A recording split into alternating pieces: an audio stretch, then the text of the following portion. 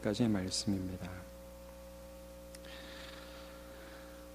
신약 성경 347쪽쯤 되네요. 디도서 1장 5절에서 9절까지 말씀, 우리 한 절씩 교독하도록 하죠. 내가 너를 그레데에 남겨둔 이유는 남은 일을 정리하고 내가 명한 대로 각 성에 장로들을 세우게 하려 함이니, 책망할 것이 없고 한 아내의 남편이며 방탕하다는 비난을 받거나 불순종하는 일이 없는 믿는 자녀를 둔 자라야 할지라. 감독은 하나님의 청지기로서 책망할 것이 없고 제 고집대로 하지 아니하며 급히 분내지 아니하며 술을 즐기지 아니하며 구타하지 아니하며 더러운 이득을 탐하지 아니하며 오직 나그네를 대접하며 선행을 좋아하며 신중하며 의로우며 거룩하며 절제하며, 같이 읽겠습니다. 밑본 말씀을 외침을 그대로 지켜야 하리니 이는 능히 바른 교훈으로 권면하고 거슬러 말하는 자들을 책망하게 하려 함이라. 아멘. 오늘부터 우리 말씀 전해주실 목사님, 우리 작년에도 뵈었죠. 우리 화정부 목사님 남서울교회 담임하고 계시고요. 우리 조국교회에서 귀하게 하나님이 사용하시는 목사님이십니다. 오늘 나오셔서 교회 지도자들의 자격이라는 제목으로 말씀 전하실 때 여러분 많은 은혜 받으시길 축복합니다. 나오셔서 먼저 오늘 드리신 봉헌을 위해서 기도해 주시고 말씀 전하시겠습니다. 우리 큰 박수로 한번 맞을까요? 네.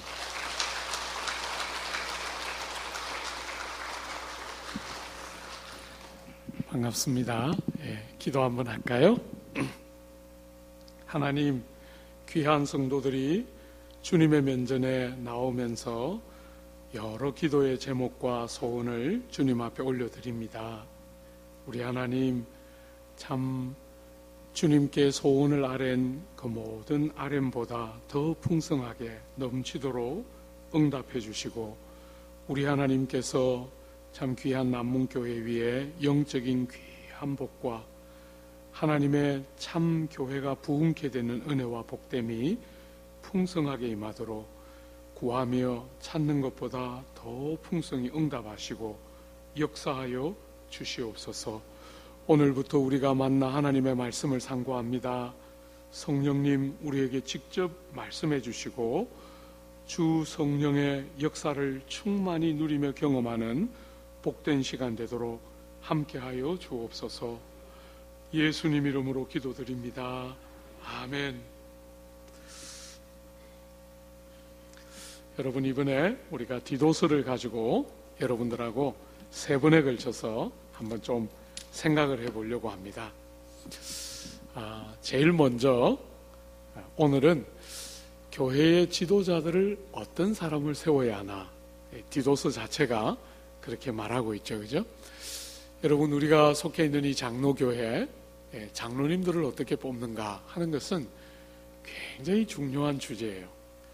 우리 남문교회는 어떻게 되어 있는지 모르겠는데 우리 남서울교회는 권사님들이 약 한 140분 정도 되시는데 모든 권사님들이 반드시 직분이 있어요. 그러니까 권사라는 직분만 있는 게 아니라 직임이 있습니다. 직임. 그러니까 직분을 드리면서 직임이 없는 경우는 없습니다. 직분만, 호칭만 가지고 있는 분은 아무도 없습니다. 모든 권사님들이 반드시 각 부서의 협력권사로 들어가 있습니다.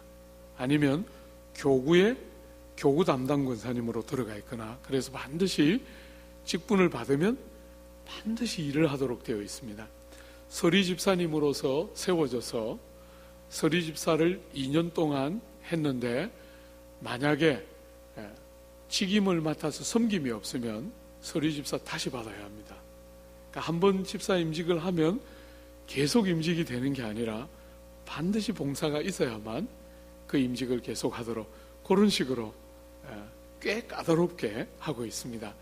장로님들이 우리가 지금 16분 계신데요, 원래 우리가 20분 혹은 30분마다 한 분씩 하면 100분 남짓 우리가 장로님 계셔도 되는데, 장로님들이 임직, 직분만 있는 것이 아니라 반드시 섬김, 봉사 자리가 있는 숫자만 장로님들을 뽑아 세웁니다. 그래서 명칭만 가지고 있고 섬김은 없는 사람은 없습니다. 교회에서 직분이 있으면 반드시 섬김이 같이 있습니다. 사랑하는 여러분, 교회를 건강하게 세우는, 교회가 건강한 교회가 되려면 일꾼을 잘 세우는 것이 굉장히 중요한 일이지요. 오늘 여러분이 우리가 보게 되는 이 디도서라는 성경은, 디도라는, 말하자면 초대교회 바울이 아들같이 사랑하고 아꼈던 참 귀한 동역자에게 보낸 서신인데, 그 디도가 어디에 있었느냐면 그레데라는 섬에 있었어요. 여러분이 그레데 섬은 남쪽, 말하자면 그리스의 남쪽에 떨어져 있는 섬이에요. 섬이 꽤 큰 섬입니다. 제주도보다 길이가 약 3배에서 4배 정도 긴 섬이에요. 길이가 아주 길고 폭도 어떤 부분은 제주도보다 갑절로 폭이 넓고 어떤 부분은 제주도보다 조금 더 좁은, 그래서 전체적으로 한 6배 남짓 큰 섬이 그레데 섬이에요. 그레데 섬. 그 그레데 섬에 바울이 로마에 1차 투옥이 되었다가 잠시 풀려났을 때 그레데 섬에 디도를 데리고 갔다가 할 일이 너무 많아서 디도를 남겨놓고 왔어요. 여러분, 오늘 본문에 우리가 읽었던 5절에 보면 디도에게 남겨놓은 일을 마무리하도록 남겨놓았다, 이렇게 말했죠. 그죠? 그 남겨놓은 일이 무엇일까요? 2가지 중요한 이유가 있을 거예요. 그죠? 첫 번째는 우리가 모든 신약 성경을 볼 때 늘 있는 것처럼 잘못된 선생들이 퍼뜨린 잘못된 교훈이 있겠죠. 그거를 바로잡는 거, 이게 첫 번째 일이라면, 두 번째는 뭘까요? 오늘 본문 5절을 한 번만 더 보세요. 5절에 보면 내가 너를 그레데에 남겨둔 이유는 남은 일을 정리하고 내가 명한 대로 각 성에 장로들을 세우게 하려 함이라. 그죠? 일꾼을 세워서 어린 교회, 이제 세워진 지 얼마 되지 않는 어린 교회를, 일꾼들을 잘 세워서 견고하게 세우고 그 일꾼들이 잘 서면 이단들을 잘 무찌를 수 있겠죠. 여러분이 조국 교회 요즘 신천지 같은 그룹들이 나와서 교회를 얼마나 좀 먹고 어지럽게 하는지 몰라요. 여러분, 우리가 그런 것들을 잘 감당하려면 건강한 지도자들과 일꾼들을 세우는 것이 너무너무 중요해요. 여러분, 어떤 사람을 일꾼으로 세워야 하나? 오늘 본문에 특별히 장로를 세운다, 이렇게 돼 있죠. 여러분, 그 밑에 한 번만 더 보세요. 이 장로를 세운다 이렇게 놓고 7절 한번 보십시오. 감독은, 앞에는 5절에는 장로를 세우게 하려 함이라 이렇게 놓고 자격을 말하면서 감독은 하고 자격을 말하고 있어요.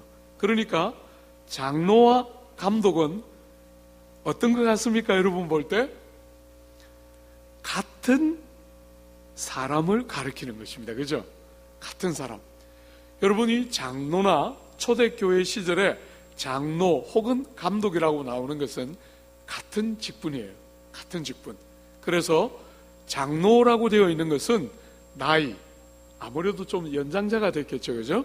나이와 직제, 장로라는 직분이 있는 직제, 나이와 직제가 강조되는 약간 유대적인 개념의 직분이 장로라면, 헬라적인, 여러분 당시 이 초대교회가 존재하고 있던 문화적인 배경은 전부 헬라 문화죠.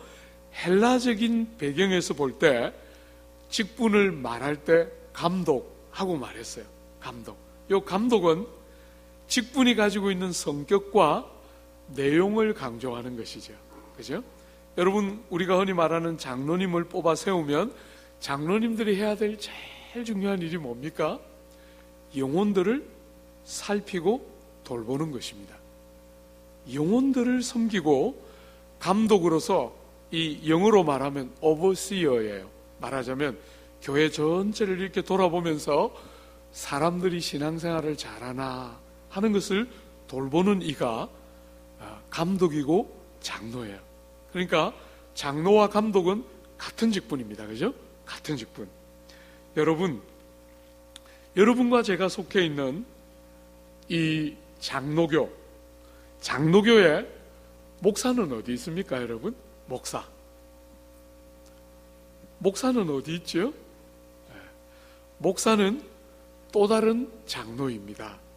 말하자면 목사는 성경을 가르치는 장로가 목사이고, 여러분들이 잘 보시고 계시는 장로님들은 다 다스리는 장로님들이세요. 그러니까 우리를 장로교라고 부를 때 이 장로교는 목회자도 장로입니다. 목회자도. 그런데 목회자는 성경을 가르치는 장로이고, 우리 나머지 장로님들은 다스리는 장로, 이렇게 구분해서 부르고 있습니다. 여러분, 여기에 특별히 5절 한 번만 더 보십시오. 각 성에 누구를 세우라 그랬죠? 장로들을 세우라, 이렇게 말했습니다. 그러니까 장로님을 몇 분을 세우라는 겁니까? 복수로 세우라는 것입니다. 그죠? 한 사람만 세우지 말고, 지도자를 세울 때 한 명만 세우지 말고 어떻게 하라고요? 여러분들을 같이 세워서 더불어 일하게 하라는 것이에요. 정말 중요한 거예요.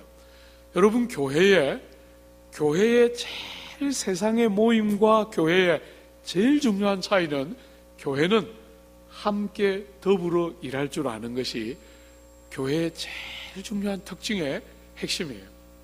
교회는 일 잘하는 사람이 다 하면 안 됩니다.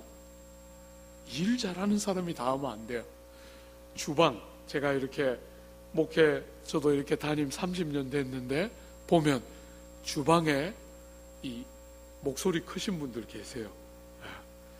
한 주방을 한 40년 이상 주름 잡으셔가지고 딱 보면 벌써 300명분 밥할 때 뭘 어떻게 하면 되는지 다 알고, 보통 이 초보들은 쌀에 손 담가서 이렇게 봐야 되잖아요. 근데 벌써 주방에 한 몇십 년 들어가고 나면 딱 물 보면 알잖아요. 그죠? 그런 무서운 권사님 많이 계시면 안 돼요. 네. 무슨 말인지 알겠죠? 여러분, 교회는 잘하는 한 사람이 다 하는 공동체가 아니에요.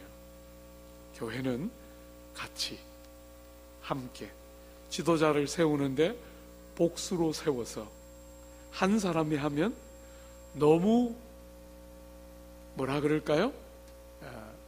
너무 일이 많아서 탈진할 수 있는 위험도 받고, 또 한 사람이 독주하면 너무나 많은 한계가 있겠죠. 그죠? 더불어 일할 수 있도록 아무리 옳아도 같이 하지 않으면 옳은 것이 아니에요. 잘 기억하십시오. 아무리 내가 옳아도 남들하고 같이 할 수 없으면 옳은 것이 아닙니다. 잘 기억해야 합니다. 교회는 더불어 할 수 있을 때, 복수로 세워져서 더불어 할 수 있을 때 최고입니다. 여러분, 담임 목회자로서 제일 고민은, 잘하는 두드러진 분이 나오면 세대를 교체하기가 너무 어려워요. 세대. 그래도 잘 바꿔야 합니다. 여러분, 제가 이제 60이 코앞에 왔는데 어르신들이 저보고 아직도 젊은 목사님 이렇게 해요.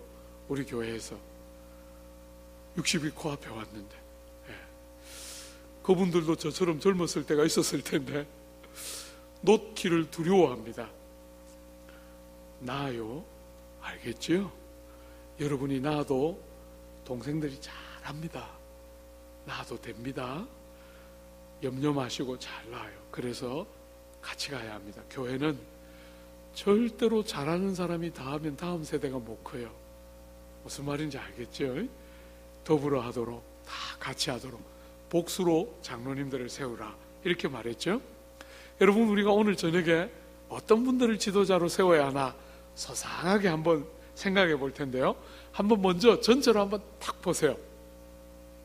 여러분, 5절과 6절에 보면 장로님을 세울 때, 교회의 지도자를 세울 때 꼭 장로님만이 아니라 요즘 우리 한국교회로 말하면 권사님들, 안수집사님들 다 중직자들이죠. 그죠?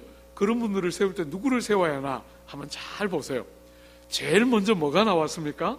5절과 6절에 제일 먼저 뭐가 나왔죠? 가정이 1번으로 나왔습니다. 교회를 위한 일꾼을 세우는데 뭘 제일 먼저 보라 그럽니까? 가정생활이 어떻게 되는지 보라는 거예요.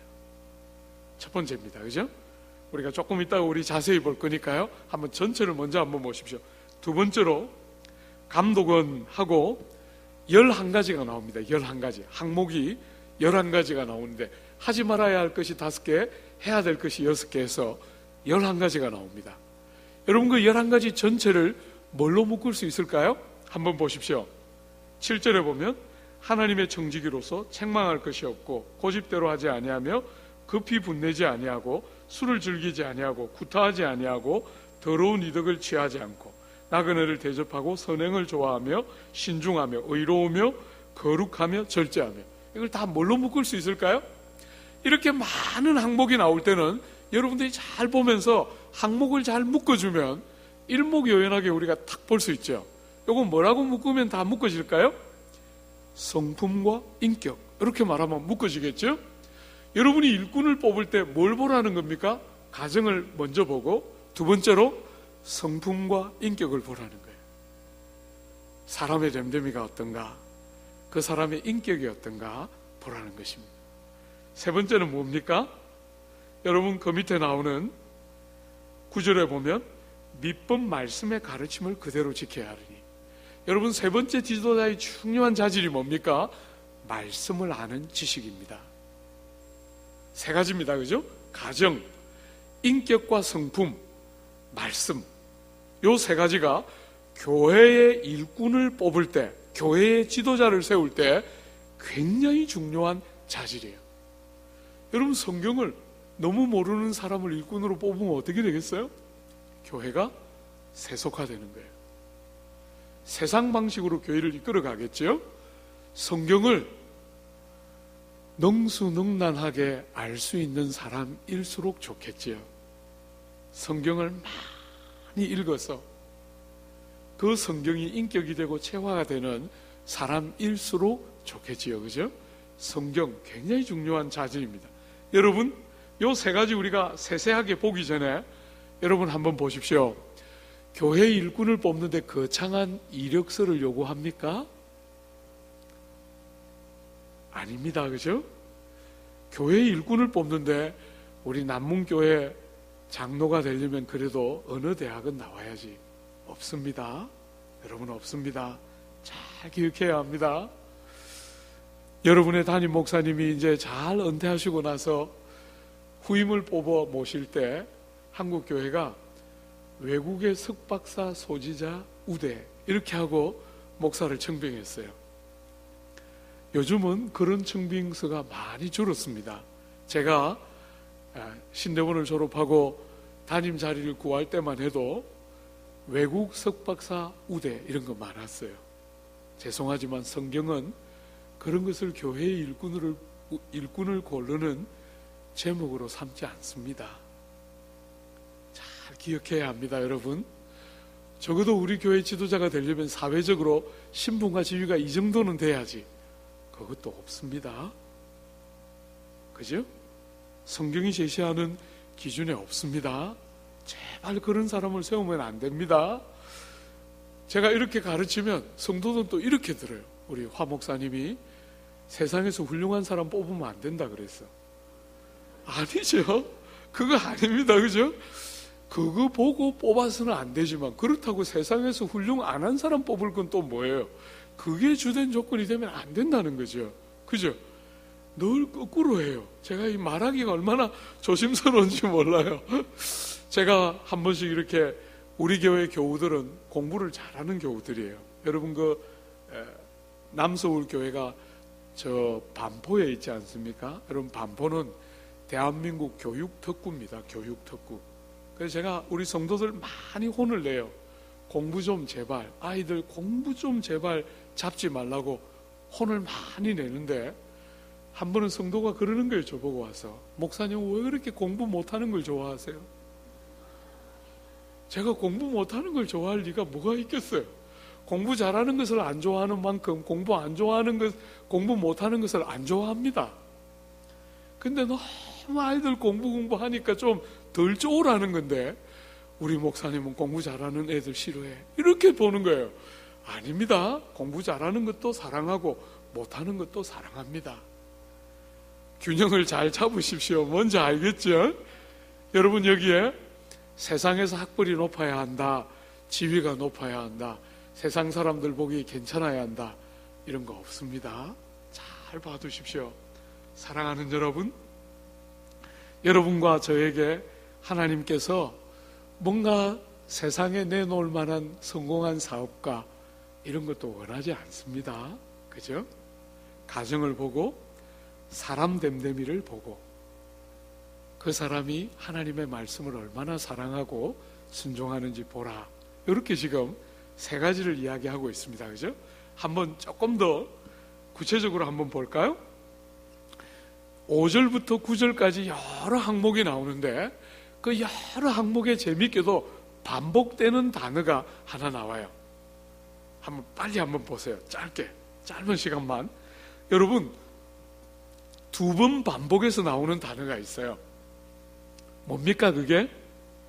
5절에 한번 나오죠? 죄송합니다. 6절에 한번 나오죠? 6절에 나오고 7절에 또 한번 나옵니다. 뭐가 나옵니까? 6절과 7절에? 책망할 것이 없으며. 여러분, 교회의 일꾼 혹은 교회의 지도자의 중요한 첫 번째 자격이 뭐냐면 책망할 것이 없어야 합니다. 책망할 것이 없다. 어떻습니까 여러분? 혹시 우리 권사님들 손 흔들지를 마시고 마음으로 책망할 게 있어요 없어요? 책망할 게 없어야 한다 그러는데 어떻습니까? 우리 장로님들 몇 분 안 되시는데 죄송하지만 책망할 것이 없어야 한다는데 어떻습니까? 우리 집사님들 좀 어떠세요? 저는 목사인데도 내려가야 되겠다 생각이 듭니다. 여러분이 책망할 것이 없다 하는 말은 해석을 잘해야 하는 본문이에요. 험이 없다, 완전해야 된다, 그런 뜻이 아닌 것 알겠지요? 여러분, 그런 인생이 있습니까? 그런 인생은 없습니다. 우리 어른들이 계신데 좀 죄송하지만 나이를 먹을 때 참 기쁜 게 그거예요. 나이를 조금씩 먹어가니까 뭐가 조금씩 보여요. 옛날에는 정말 이렇게 잘해서 더 잘하는 뭔가 나오겠구나 이렇게 생각했는데 나이를 조금씩 먹어가니까 뭘 잘하면 잘하는 대로 또 세요. 못하는 것만 세는 게 아닙니다 여러분. 못하면 못하는 대로 세고 잘하면 잘하는 대로 세요. 참 죄인입니다. 못하는 죄인도 있고 잘하는데 또 죄 짓는 죄인들이 있어요.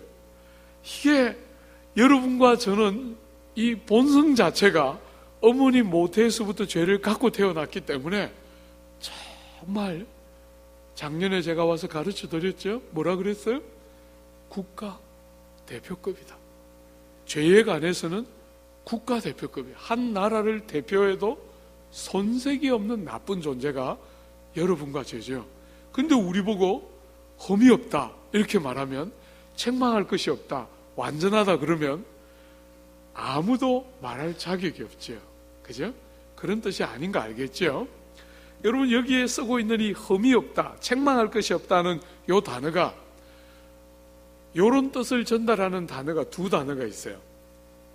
아모모스라는 단어가 있습니다. 여러분들이 뭐 원어를 꼭 알아야 될 필요는 없지만 어쨌거나 그런 아모모스라는 단어가 있고, 또 하나는 아넨클로토스라는 두 단어가 있습니다. 이 아모모스라는 단어는 마지막 날에 우리가 하나님 앞에 설 때 험이 없다, 점이 없다 할 때 쓰는 단어예요. 이건 완전한 것이죠. 그죠? 완전한, 정말 예수님의 재림을 맞을 때 우리는 이 티끌 같은 우리의 몸이 영광을 옷 입으면서 험 없고 점 없이 바뀌게 될 거예요. 아모모스입니다. 여러분, 그런데 오늘 본문에서 말하는 책망할 것이 없다는 그 단어가 아니에요. 아넨클레토스입니다. 아넨클레토스. 이 말은 무슨 뜻이냐면 완전하거나 험이 하나도 없다는 뜻이 아니라, 공인으로서, 지도자들은 공인이지 않습니까? 그죠? 평판에 있어서 사람들이 그 사람을 딱 볼 때 험을 잡을 만한, 평판에 있어서 험이 생길 만한, 공개적으로 드러난 비판받을 만한 일이 없음, 이것을 말하는 거예요. 여러분, 우리가 바깥으로 드러나든 드러나지 않든 우린 죄인이지요. 우린 참 악한 자예요. 그러나 공적으로 공인의 역할을 수행하는 지도자들에게 바깥으로 드러나서 평판에 있어서 험이 있거나 성숙함에 있어서 모자라서 손가락질을 당하거나 비판을 받거나 하는 사람들을 세워서는 안 된다는 거예요. 죄인이기 때문에 완전한 자는 아니지만 공개적으로 죄를 지어서 평판에 험이 생기거나 미성숙해서 끝없이 말거리를 만들어내는 사람을 세워서는 안 된다는 거예요. 사랑하는 여러분, 여러분이 교회의 지도자들을 세울 때 잘 기억해야 합니다. 우리는 완전한 사람을 뽑을 수가 없습니다. 험이 있지만 너무나 공적으로 드러난 허물 때문에 사람들에게 비난과 손가락질과 비판의 대상이 될 만한 인물을 세워서는 안 돼요. 그러면 안 됩니다. 교회는 정말 사람을 바르게 세우는 것이 너무너무 중요한 일이에요. 여러분, 저는 사실은 좀 여러분에게 이런 말씀 드리기가 죄송하지만 굉장히 바쁜 목사예요. 일이 굉장히 많습니다. 일이. 그래서 되게 바쁜데 제가 열일을 젖혀놓고 절대로 남에게 안 맡기고 제가 직접 하는 일이 있습니다. 중직자들은 반드시 전부 제가 교육시킵니다. 12주 교육시키거든요. 12주 교육시키고 교육을 다 마치면 금요일과 토요일 1박 2일로 직분자들 약 보통 한 70분 내외로 우리가 세우는데요. 장로님들 한 5분, 안수집사님들 15분, 권사님들 한 40분 혹은 50분, 그렇게 해서 70분 내외로 주로 세우는데, 요 분들은 제가 70분은 반드시 제가 12주 직접 교육해요. 마치고 나면 금요일과 토요일 1박 2일로 끼고 하룻밤 같이 보내면서 시험을 칩니다. 시험.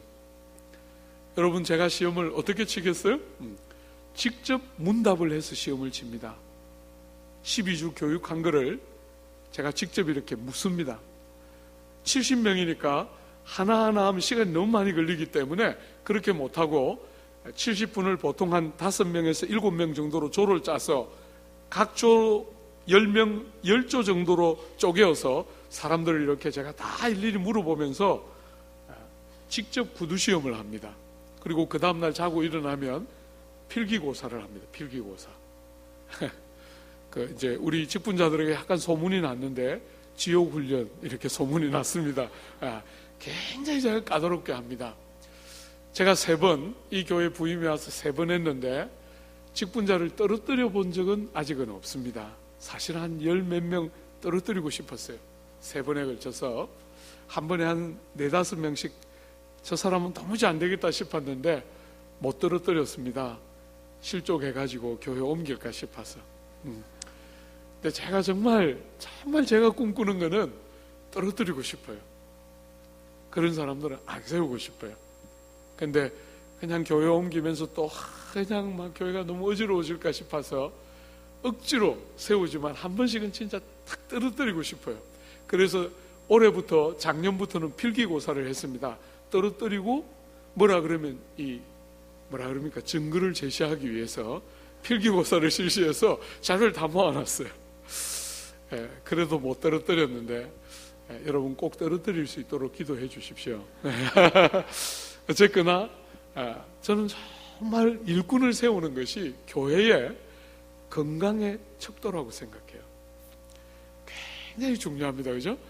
책망할 것이 없는 사람, 완전한 사람이 아닙니다. 험이 없는 사람이 아닙니다. 그러나 공인을 세우는 것이기 때문에 비판거리를 자꾸 만들어내는 혹은 미성숙해서 끝없이 문제를 일으키는 사람을 세워서는 안 됩니다. 잘 걸러내야 합니다. 그죠? 여러분, 뭐가 책망할 것이 없는 사람입니까? 구체적으로 3가지 영역에서 책망할 것이 없어야 한다 그럽니다. 제일 먼저 어디에서 책망할 것이 없어야 합니까? 가정생활에 책망할 것이 없어야 한다.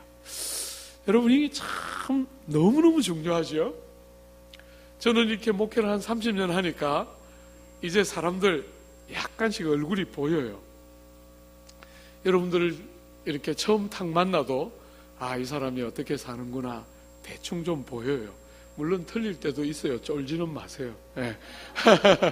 어쨌거나 딱 보면 남편하고 말이 좀 되는구나, 남편하고 말이 안 통하는구나 대충 나와요. 이 남자는 집에 가서 아내를 어떻게 대하겠구나 대충 나옵니다. 얼굴만 보면 관상학을 공부 안 했는데 대충 나옵니다. 여러분이 교회의 일꾼을 세우는데 1번으로 가정을 보라는 거예요. 장로를 세우기 전에 아내와의 관계가 어떤가, 자식을 어떻게 길러 놓았는가 한번 보라는 거예요. 사랑하는 여러분, 이게 기독교예요. 기독교는 교회를 잘 봉사하면 되는 종교가 아니에요.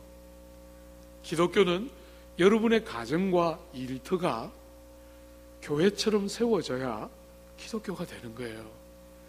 그냥 집에서는 막 아무렇게나 하고 막 와서 막 예배 드리러 막 오면서 막 아내하고 막 싸워가지고 막 나쁜 소리 막 하고 막 이렇게 쫙 와놓고 막 교회 딱 들어오면 막 쫙 입이 찢어지면서 막 할렐루야 이러면 그건 큰일이죠.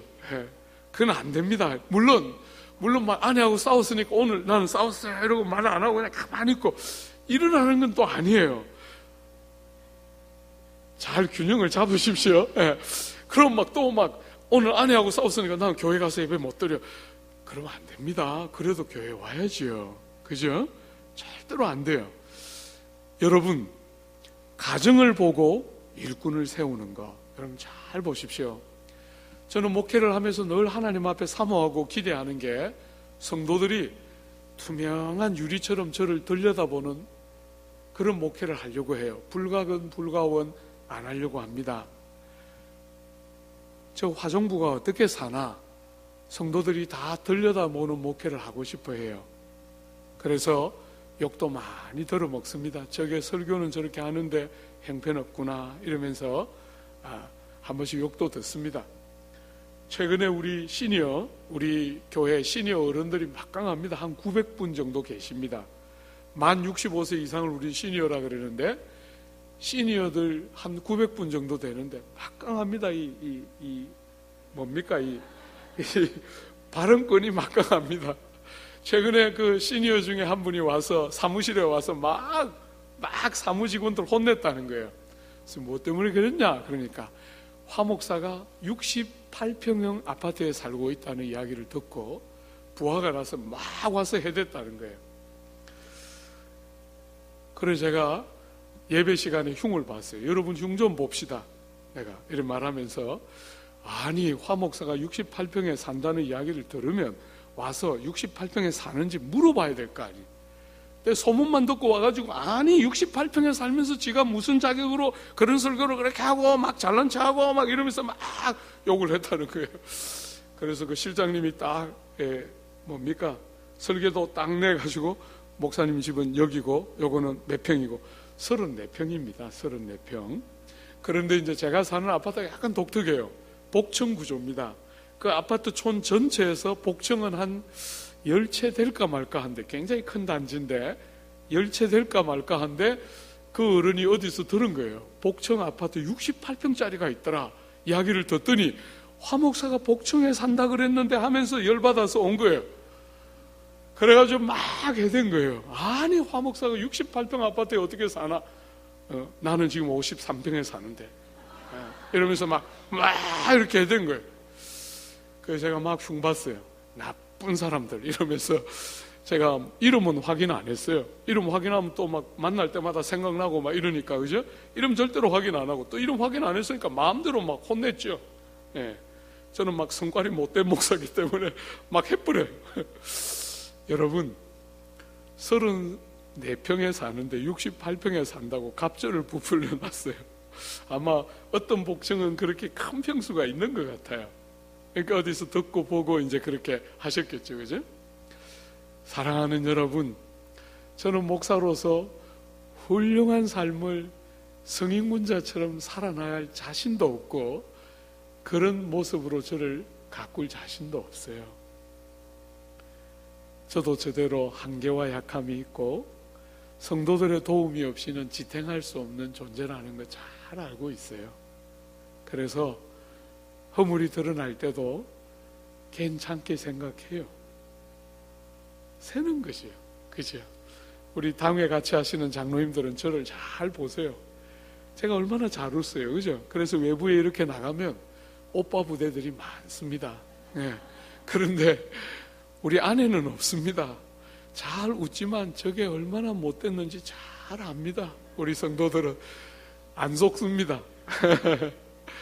여러분, 우리 장로님 한 분이 하루는 제가 당회에 마쳤는데 말씀하셨어요. 야, 우리 목사님 진짜 다혈질이셔. 그날 당회 하는데 막 무슨 안건이 있었는데 약간 좀 심기를 불편하게 해가지고 장로님, 제가 막 이렇게 이렇게 또 입을 했어요.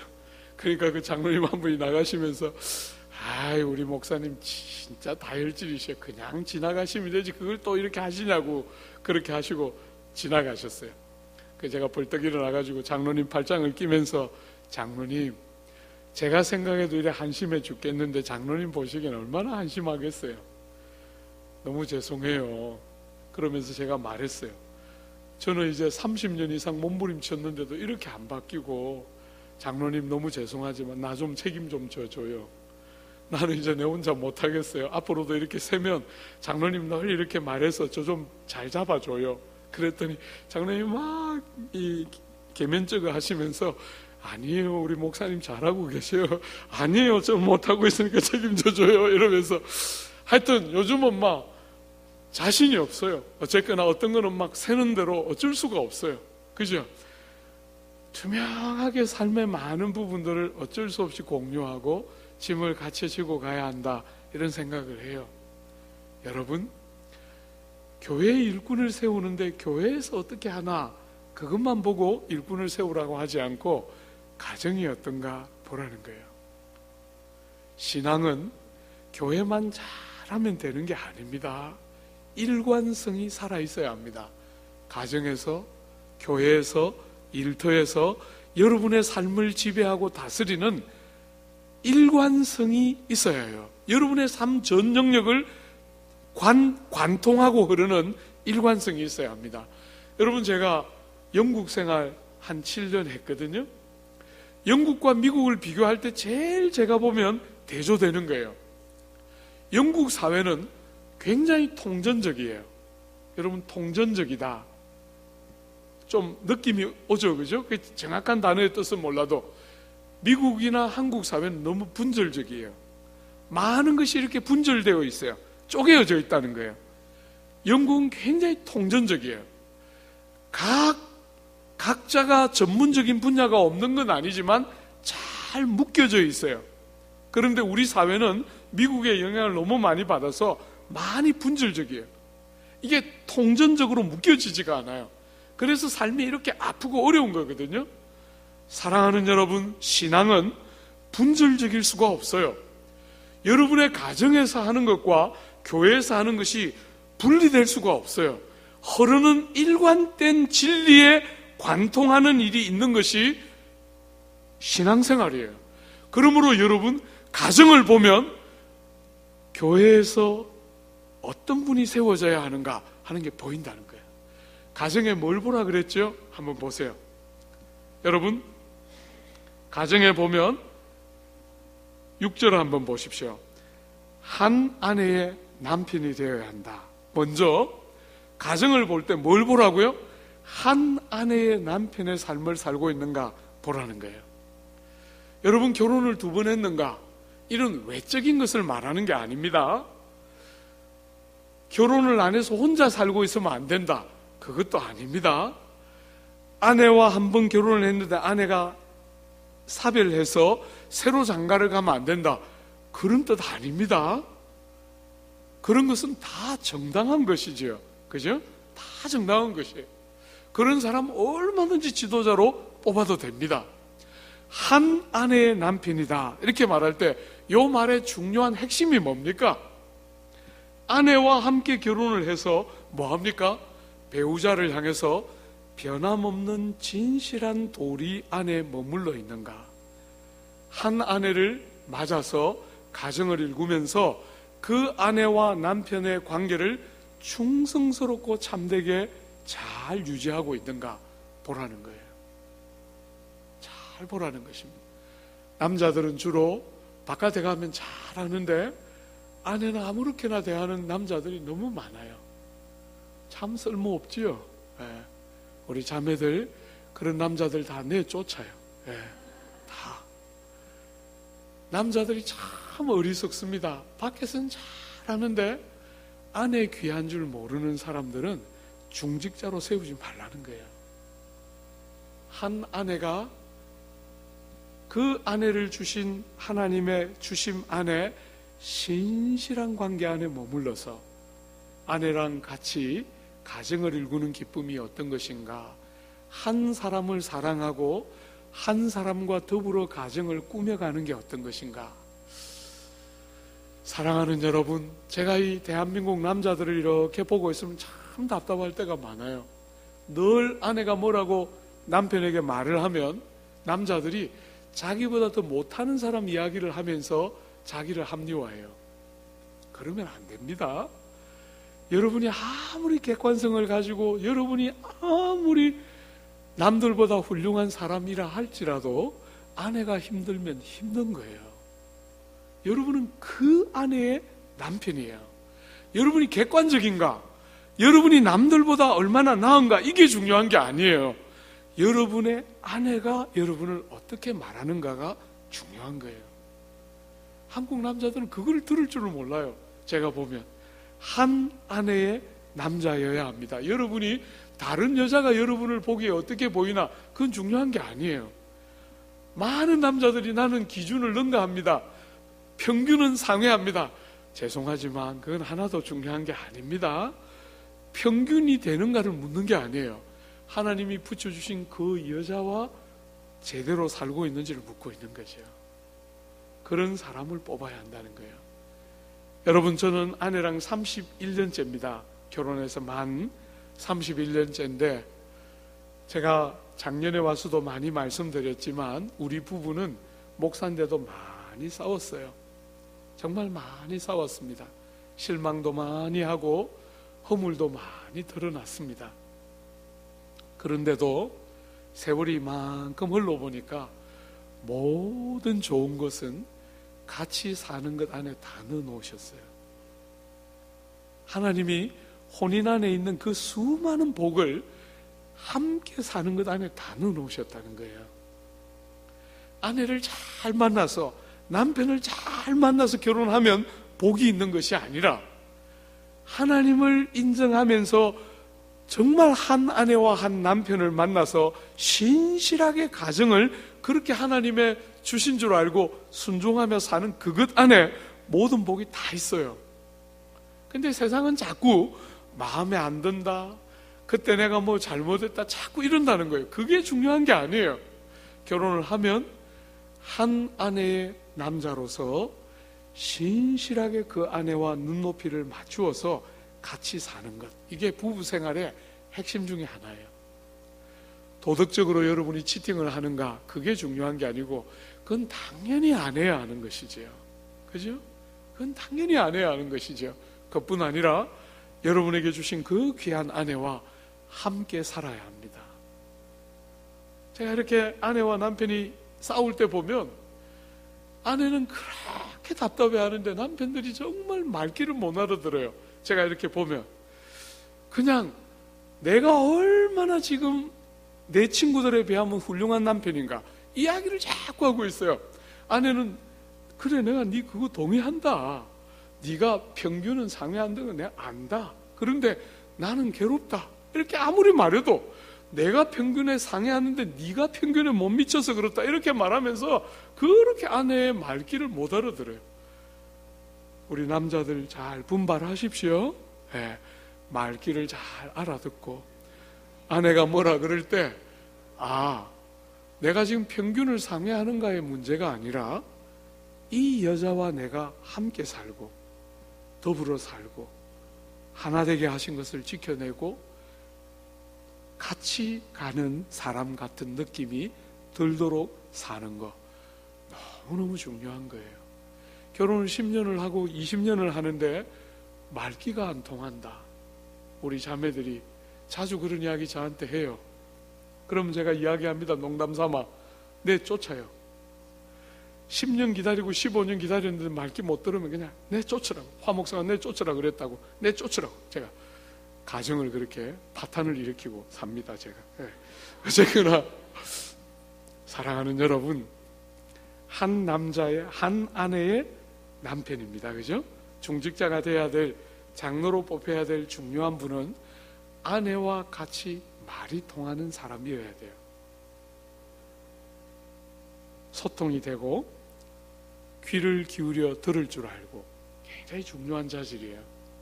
이 아내와 소통이 안 되면 여러분이 남편과 아내의 관계는 모든 관계의 베이스입니다. 여기서 안 되면 자식과의 관계는 볼 거 없습니다. 그리고 밖에 나가서 다른 사람과의 관계도 볼 거 없습니다. 욕은 안 들을지 모르지만 제대로 된 관계는 거의 없습니다. 제일 중요한 관계의 핵심이에요. 그죠? 한 아내의 남편이 되어서 아내와 함께 사는 남자, 잘 봐야 합니다. 그죠? 여자도 마찬가지겠죠? 요즘은 원체 이제 시대가 많이 바뀌어서 형제들이 자매들에게 맞는다는 거예요. 그래서 형제들이 이야기한다 그래요. 제발 때리지만 마. 그러면서 아내한테 호소한다 그래요. 우리 자매들 부탁합니다. 너무 때리지 마요. 그건 안 되지. 머리로 여기라 그랬는데, 복종하라 그랬는데, 그죠? 남편이 훌륭하냐 안 훌륭하냐가 복종의 제목이 아니고 죽게 하듯이 복종해야 되는데, 자꾸 자매들이 더 세져요. 나이를 조금씩 먹어가면 용감해져가지고 남성 호르몬까지 더 많아지니까 자매들이 굉장히 이렇게 더 세지면서 요즘 이게 자매인지 형제인지 분별이 안 되는 50 넘은 자매들도 많은 것 같아요. 자매가 되어 주십시오. 여러분 알겠죠? 여러분 남편들 너무 갈구지 마요. 같이 사는 그런 자매를 권사로 세워야 합니다.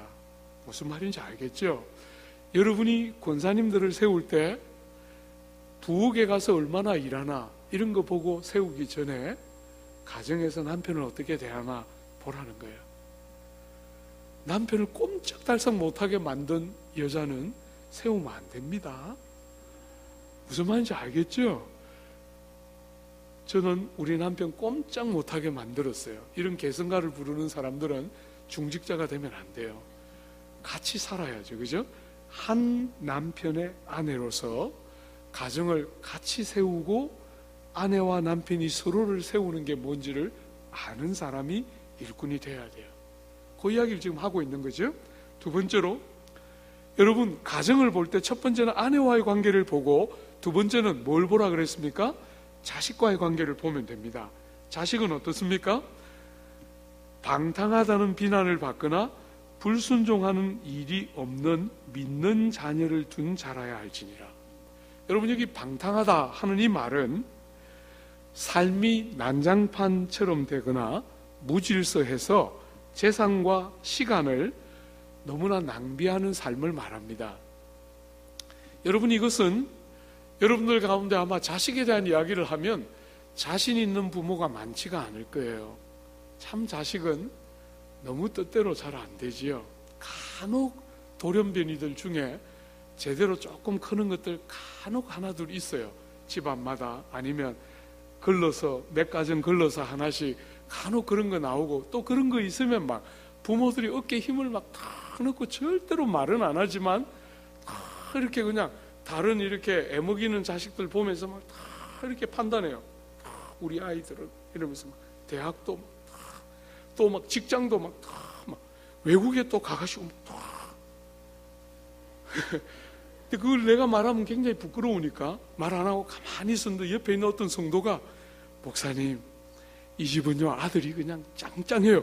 이런 막 아유 뭐 그런 걸 또 말하고 그래 이러면서 막 돌아서서 너무 기쁘고 막 이름 막 써놓고 막 아무것이가 며칠 날 목사님 앞에서 이렇게 말했다 귀한 거 이렇게 딱 써놓고 그죠? 참 제발 그러지 마요. 자식 이야기 자신 있게 말할 부모가 누가 있어요? 자식 얼마나 뜻대로 안 되는데 중직자를 세우려면 자식 보라는 거예요. 자식. 여러분, 여기도 해석을 잘해야 하는 지혜가 필요하겠죠? 여러분이 다 경험하는 것처럼 자식이 조금만 크면 우리 손 바깥으로 나갑니다.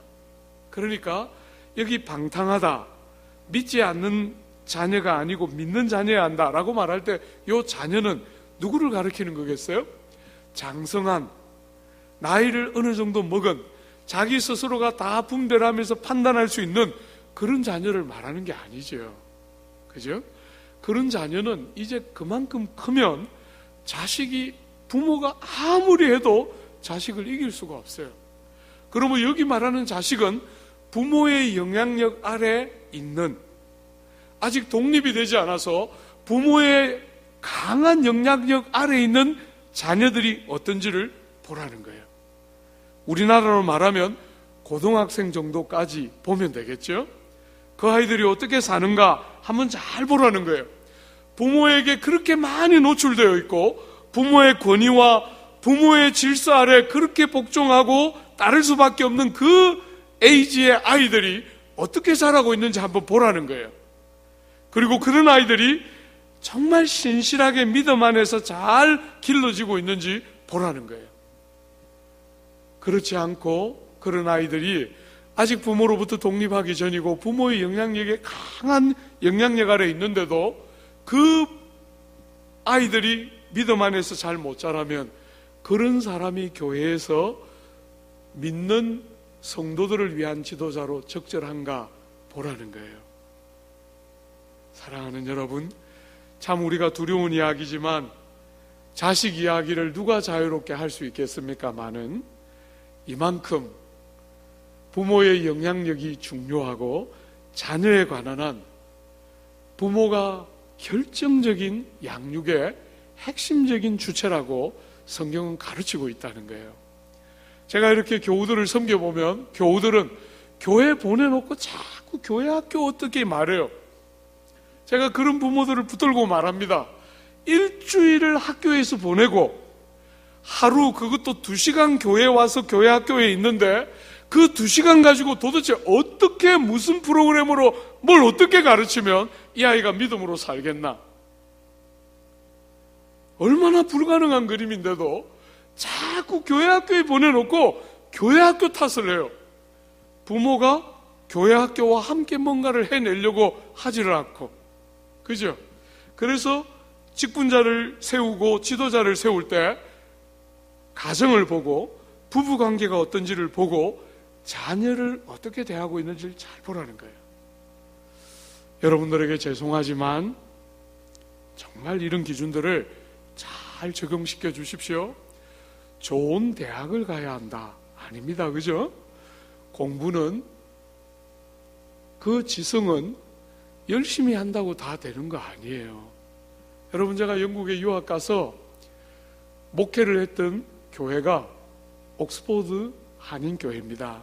그 옥스포드 한인교회는 여러분이 다 예상 가능한 공부를 정말 출중하게 잘하는 사람들이 모여있는 교회였어요. 저는 그때 또 봤어요. 아, 공부 잘하는 것들은 따로 있구나. 이렇게 생긴 것부터 달라요. 약간 짱구입니다. 이렇게. 예? 이걸 너무 많이 쓰니까 이 짱구 이렇게 우리같이 이렇게 평범한 사람하고 달라요. 아, 저것들이 공부 잘하는구나. 그리고 하나도 안 부럽다. 예. 저렇게 짱구 안 하고 나는 그냥 공부 안 잘하는 게 낫겠다. 이렇게 생각이 많이 들었어요. 그래서 여러분, 자식을 잘 기른다는 게 좋은 대학을 넣는다. 제발 좀 그렇게 말하지 마요. 성경은 그렇게 말하지 않습니다. 믿음 안에서 인격이 어떻게 되어 있는가, 됨됨이가 어떻게 되어 있는가, 그게 진짜 아니에요. 여러분, 당장에는 학벌 좋은 사람이 앞서가는 것 같지만 결국은 인간성이 두드러진 사람들이 이기게 돼요. 여러분이 다 세상 보면 그렇잖아요. 여러분이 좋아하는 연예인들만 한번 떠올려 봐요. 출중한 재능들을 다 갖고 있지만 그 중에서도 인간미가 특출한 사람들이 결국 끝까지 살아남고 사랑을 받아요. 메뚜기.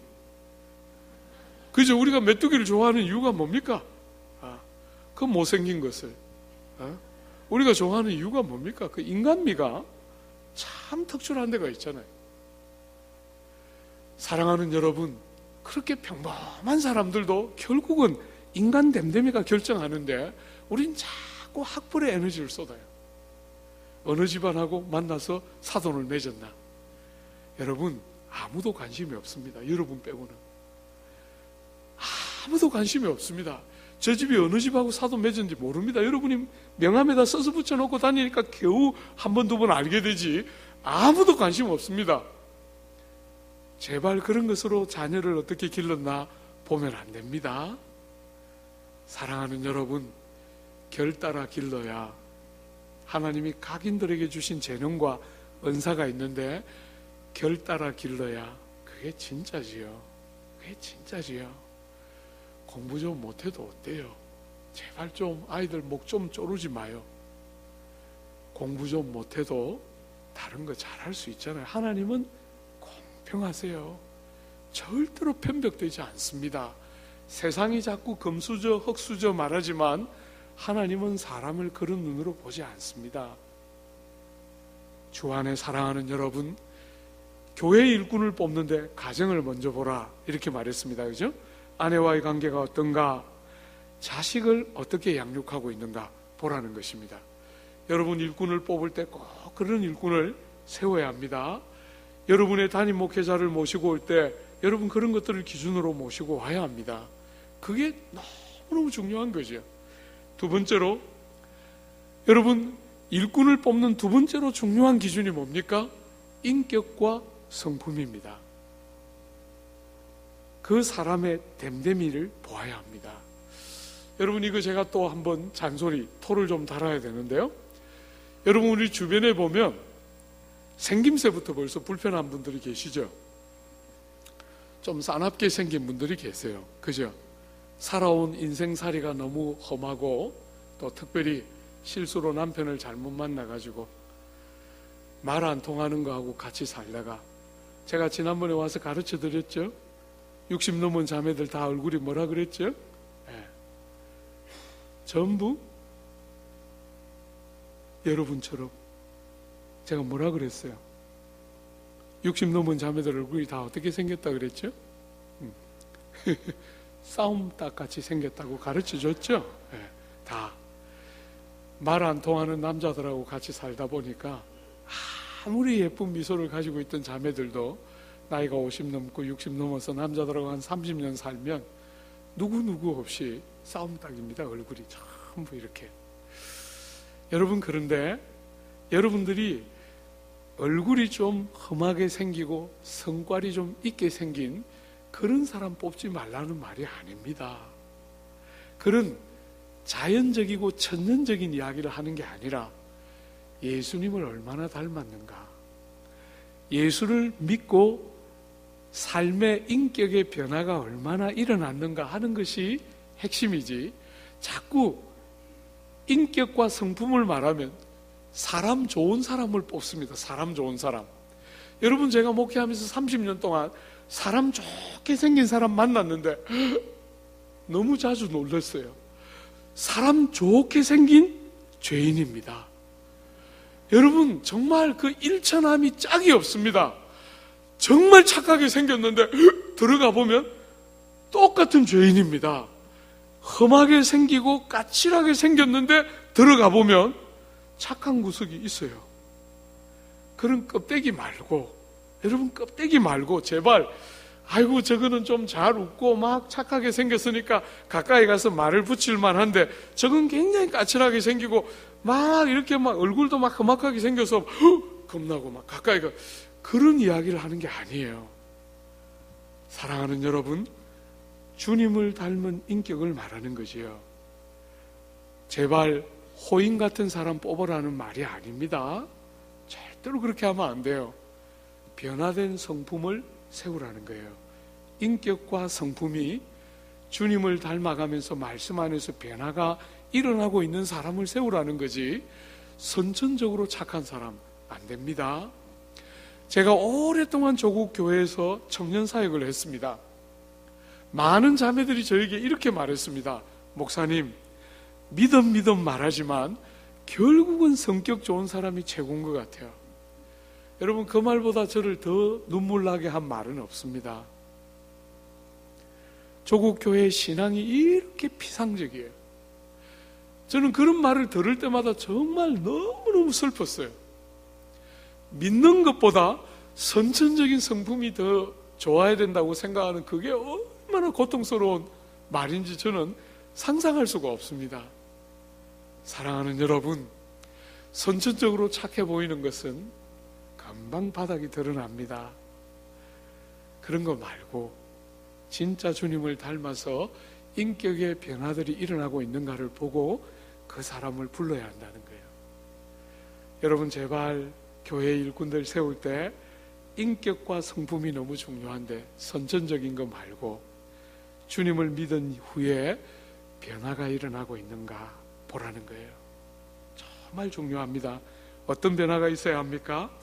5가지 하지 않아야 할 것과 6가지 해야 할 것이 있습니다. 짧게 한번 볼까요?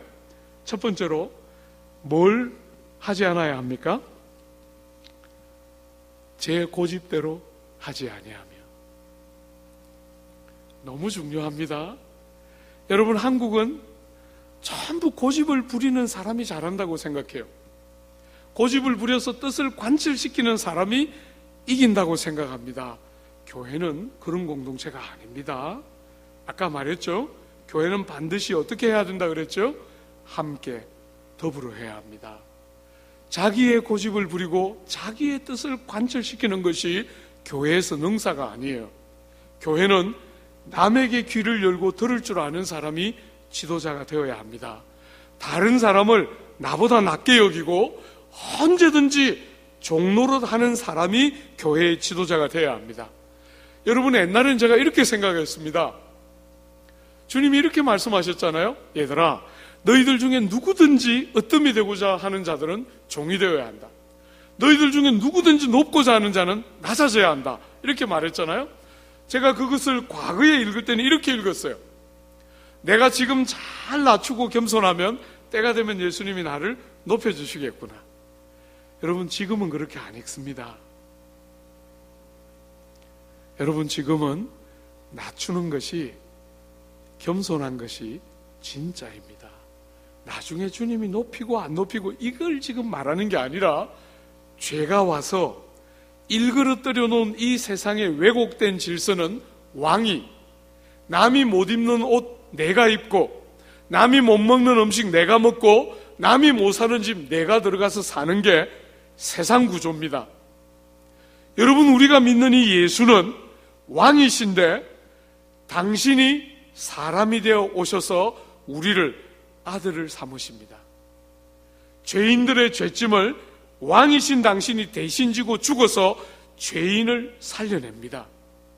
가난하고 헐벗은 여러분과 저를 위해서 당신이 가난해지심으로 당신의 부유로 우리에게 옷을 입혀주십니다. 주 안에 사랑하는 여러분, 세상이 왜곡되어 있고 잘못되어 있는 것이지 내가 정말 훌륭하고 탁월한 사람인데 낮추고 겸손하면 하나님이 때가 되면 높인다, 그 이야기를 하는 게 아니라 정말 이 왜곡되어 있는 세상에 정말 종이 되고 정말 낮아지는 것이 성도들이고 그게 교회 지도자들의 핵심이지요. 사랑하는 여러분, 그런 사람을 세워야 합니다. 자기 고집대로 하지 아니하며, 이 1번이에요. 자기의 뜻을 관철시키지 아니하고 남들을 바꾸려고 하고 자기의 생각들을 내세우면서 독재적이고 고집이 강한 사람, 여러분 절대로 안 됩니다. 절대로 안 됩니다. 여러분, 그분이 이미 대통령직을 이제 내려놓으셨기 때문에 할 말이 없지만 정말 그분이 대통령 할 때 정말 답답했어요. 저같이 목사, 일개 목사가 우리 교회에 있는 어떤 성도한테 말했어요. 나 저 대통령한테 한번 네가 좀 손 좀 써가지고 저 그 예배 인도 한번 하게 좀 해다고. 내가 가서 좀 대통령님한테 좀 말 좀 들으라고, 남 말 좀 들으라고 말 좀 한번 하고 싶다. 그랬더니 나보고 비에시시 웃으면서 안 부르실 거예요. 그래서 못 갔어요. 네. 그분은 듣고 싶은 분만 부르신다 그래요. 여러분, 그런 사람들이 지도자가 되면 안 돼요. 교회 지도자는 자기 고집대로 하는 사람이 아니에요. 연체동물처럼 고집도 없이 주관도 없는 사람이 돼야 한다는 말도 아닙니다. 함께 일할 줄 알고 남의 말에 귀가 열려 있어야 하고, 가정생활이 중요한 이유예요. 아내의 말에 귀가 열려서 들을 줄 모르는 사람은 누구의 말도 못 듣습니다. 사랑하는 여러분, 귀가 열려서 다른 사람들의 말이 들려야 합니다. 조국 사회를 한번 보십시오. 어디에도 남의 말을 귀담아 들으려고 하는 사람이 없습니다. 높은 사람들만 그런 게 아니에요. 오늘 온 조국 사회가 다른 사람들의 말을 귀 기울여 들으려고 하지 않습니다. 같이 하려고 안 합니다. 자기 고집, 자기 주관, 자기 뜻을 관철시킵니다. 교회는 그런 공동체가 아닙니다. 여러분, 절대로 그런 뜻이에요. 남들이 잘 돼야 그게 진짜 지도자의 미덕입니다. 두 번째로, 여러분, 급하게 분내지 아니하며 성 말라서 신랄하게 누군가를 대하거나 사람을 향하여 짜증을 내거나 참을성 없게 대하는 사람들은 지도자로 세우면 안 된다는 거예요. 여러분, 사람들에게 급하게 성을 안 내려면 두 가지가 굉장히 중요합니다. 어떤 사람들에게 급하게 성을 내는 사람은 둘 중 하나입니다. 첫 번째, 어떤 사람입니까? 내면에 상처가 많은 사람들은 급하게 성을 내요.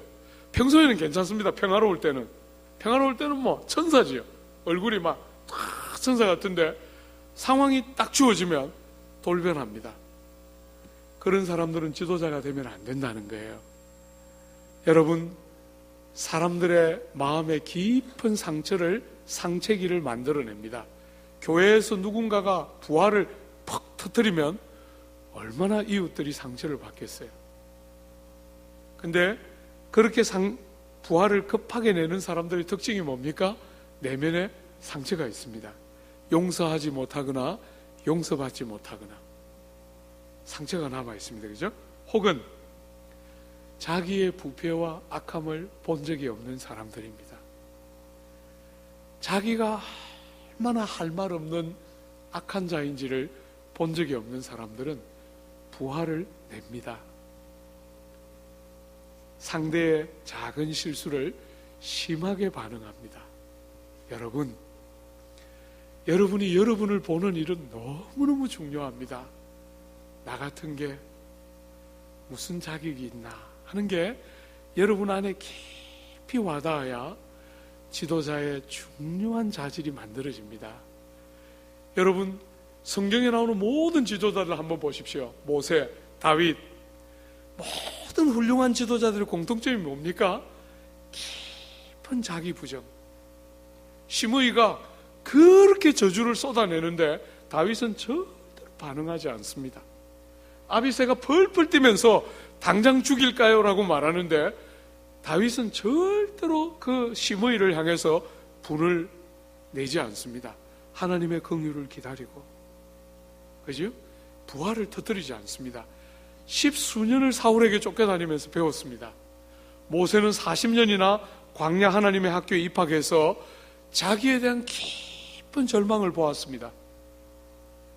40살에 애굽 사람 하나 쳐 죽였는데 이스라엘을 도와주려고 좋고 선한 뜻을 가지고 애굽 사람 하나 때려 죽였는데 나이 80이 되자 온유함이 지면에서 가장 성한 사람이 되었습니다.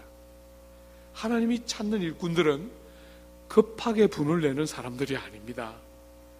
자기를 보고 자기의 죄됨과 부패함을 알고 다른 사람들의 허물을 깊이 공감하면서 볼 줄 아는 사람이 지도자입니다. 사랑하는 여러분, 세 번째로 술을 즐기지 아니하며, 어떤 성도들은 이 본문을 가지고 이렇게 말합니다. 저한테 와서, 목사님, 저는 술을 어쩌다가 한 잔씩 하지만 즐기지는 않습니다. 예. 담대하지요. 담대합니다. 요즘은 진짜 요즘 젊은 친구들은 너무 담력이 간이 배 밖에 나왔어요. 이야, 이 말을 어떻게 그렇게 해석할 수 있습니까? 목사님, 저는 술은 간혹 먹지만 즐기지는 않습니다. 아이고, 술을 모르시는군요. 여러분, 처음엔 내가 술을 먹지만 조금 있으면 누가 나를 먹습니까? 술이 나를 먹습니다. 내가 술을 먹는 것 같지만 금방 술이 나를 먹기 시작합니다. 그런데 술을 조금만 먹는다 그러면서 즐기지는 않습니다. 이러면 가짜지요. 그 말이 아닙니다. 그죠? 하나님 외에 우리가 뭔가에 중독되거나 뭔가 우리의 마음을 하나님보다 더 우선적으로 빼앗아가는 것이 있는 사람들은 지도자가 되면 안 된다는 거예요. 술을 즐기지 아니하고, 그죠? 하나님 때문에 하나님을 위해서 무엇이든지 언제든지 포기할 수 있는 사람들이 지도자라는 거예요. 여러분들이 다 연약한 한계들이 있지만 그런 한계들 가운데서도 주님이 분명하게 말씀하시면 내가 아무리 좋아하는 것이라도 내려놓을 수 있는 사람이 지도자가 되어야 한다는 것이죠. 그죠? 그 이야기를 지금 하고 있는 것이죠. 네 번째, 구타하지 아니하며. 여러분, 저는 한 번도 사람을 때린 적이 없습니다. 이런 사람을 찾고 있는 게 아닙니다. 이게 무슨 말입니까? 의견이 다른 사람들을 향해서 호전적으로 대하지 않는 것입니다. 여러분이 어떤 목표를 성취하기 위해서 폭력적인 방법을 사용하지 않는 것입니다. 언제든지 화평의 통로와 도구로 의견이 다른 사람들을 받아낼 줄 알고 어떤 일이든지 간에 폭력적이고 강제적인 방법으로 뭔가를 성취하려고 하지 않는 그런 사람이 지도자가 되어야 한다는 것입니다. 교회의 일꾼은 그런 사람입니다. 여러분, 저는 조국 교회를 바라볼 때 이런 일에 많이 실패하는 지도자들이 너무 많습니다. 온갖 것을 근거로 해서 남을 자꾸 강제하고 하지 않아야 할 것들을 하면서 지도자의 역할을 하기 때문에 교회가 많이 어그러집니다. 그러면 안 됩니다. 여러분, 그러면 안 됩니다. 몸인 교회를 다치게 하는 것이에요. 여러분은 사람을 아프게 하는 게 아니에요. 주님의 몸을 아프게 하는 거예요. 사랑하는 여러분, 적극적으로 하지 않아야 할 또 하나가 있는데 그게 뭡니까? 더러운 이득을 취하지 않는 것입니다. 이것은 이렇게 말할 수 있겠죠? 돈이나 명예가 동기가 되어서 행동하는 자를 세우면 안 됩니다. 여러분, 교회를 섬기고 사람을 섬길 때 명예나 돈이 동기가 되면 안 됩니다. 그죠? 사랑과 섬기는 마음이 동기가 되어서 사람을 섬기는 사람을 세워야 합니다. 여러분, 돈의 관계에 부정확한 사람들은 지도자로 세우면 안 됩니다. 돈을 정직하게 버는 것은 너무너무 중요합니다. 여러분, 우리 사회는 부동산 투기나 주식 투자를 통해서 돈을 버는 것을 너무 가볍게 여깁니다. 성도는 절대로 그렇게 하지 않습니다. 여러분, 제가 이 설교를 우리 남서울에서 자주 하는데 한 번은 나이 많은 교우님이 한 번 오셨어요. 목사님, 부동산 투기, 주식 투자 말하니까 내가 들을 때마다 간이 철렁철렁 내려앉습니다. 저는 여기 와서 이 반포 땅에 총각 때부터 살아서 지금까지 살다 보니까 아파트가 이렇게 올랐는데 목사님 부동산 투기한다 그러니까 막 간이 철렁철렁 내려앉습니다. 제가 이야기했습니다. 제가 집사님 보고 그런 말 하는 게 아니지요. 여러분, 그냥 그렇게 살다 보니까 값 오르는 거를 누가 시비를 걸겠습니까? 그런 것을 부동산 투기라고 말하는 게 아니죠.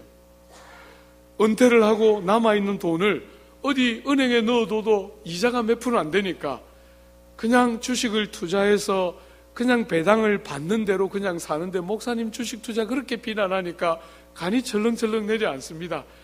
그런 거 말하는 거 아닙니다. 그죠? 여러분, 주식에 투자해서 자본주의 사회의 자본을 잘 조달해서 일자리를 늘려가고 그 일자리를 늘려서 이윤을 배분하고 그래서 주식을 투자하는 것은 그건 누가 비난하겠어요?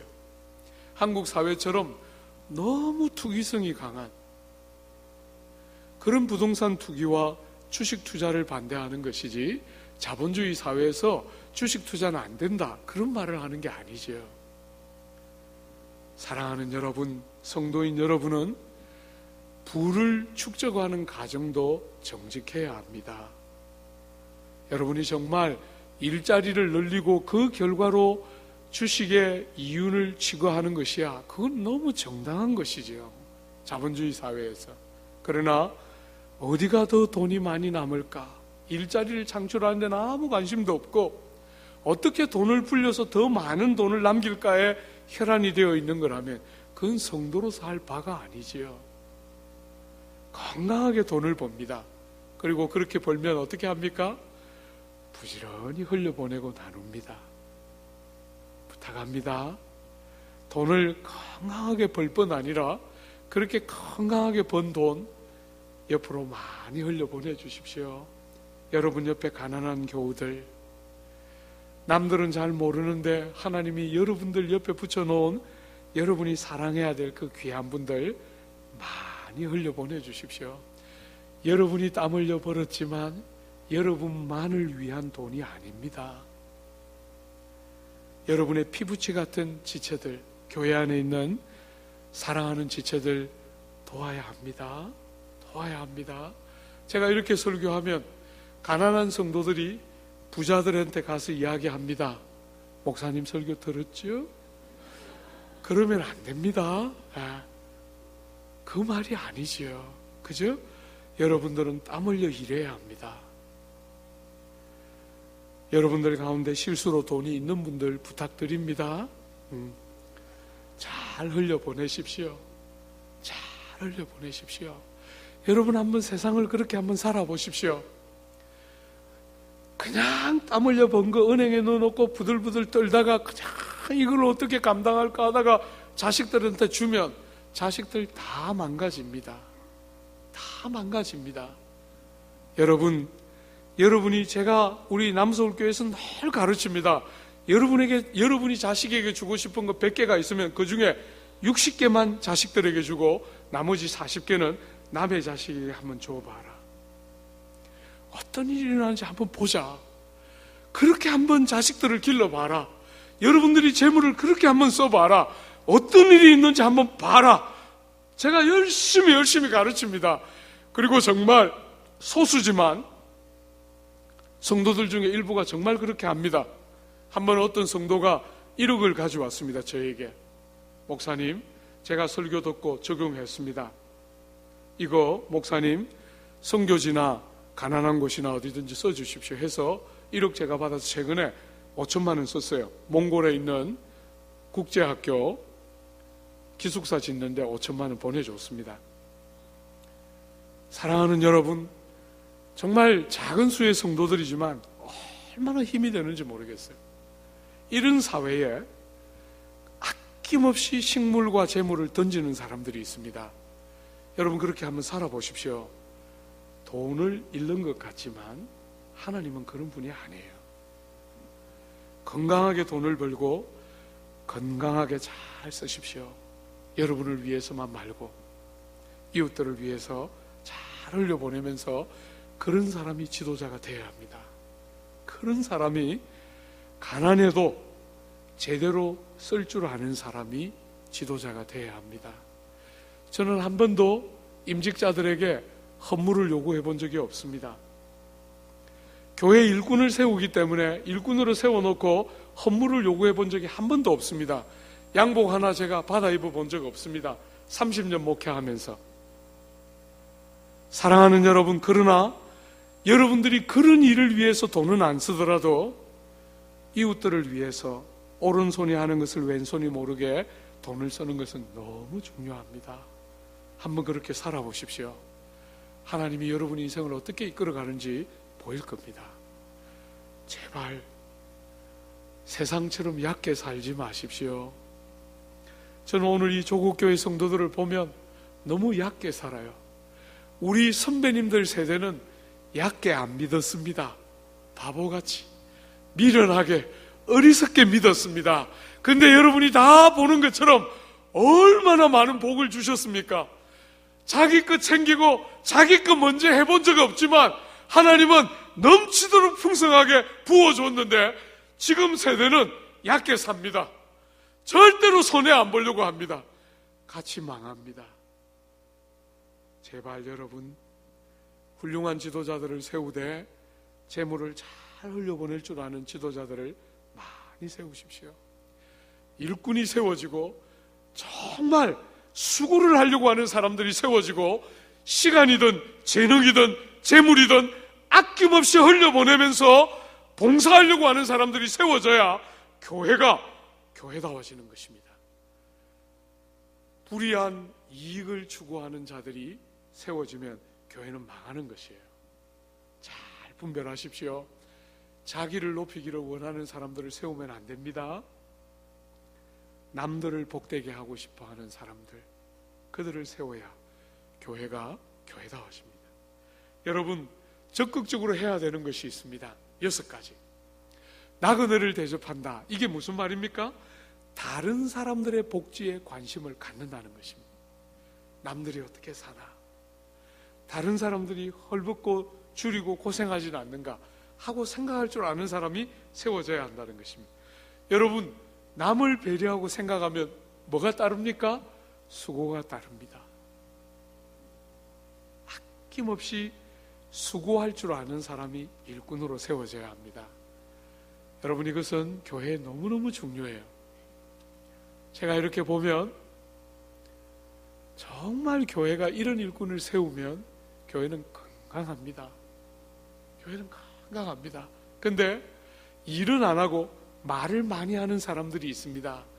그런 사람들이 서면 교회는 얼마나 시끄러워지는지 모릅니다. 희생을 많이 하는 사람들은 말도 안 하게 되어 있습니다. 근데 희생 안 하는 사람은 말이 얼마나 많은지 모릅니다. 마음에 드는 사람이 없어요. 보고 있으면. 지가 그런데, 제가 여러분 교회 왔으니까 말하는 거지만 자기가 그런데, 자기가 그런 줄은 모르고 남 이야기는 얼마나 하는지 모릅니다. 일꾼 잘 세워야 합니다. 여러분, 다른 사람의 복락을 위해서 수고를 아끼지 않는 사람, 그들이 지도자죠.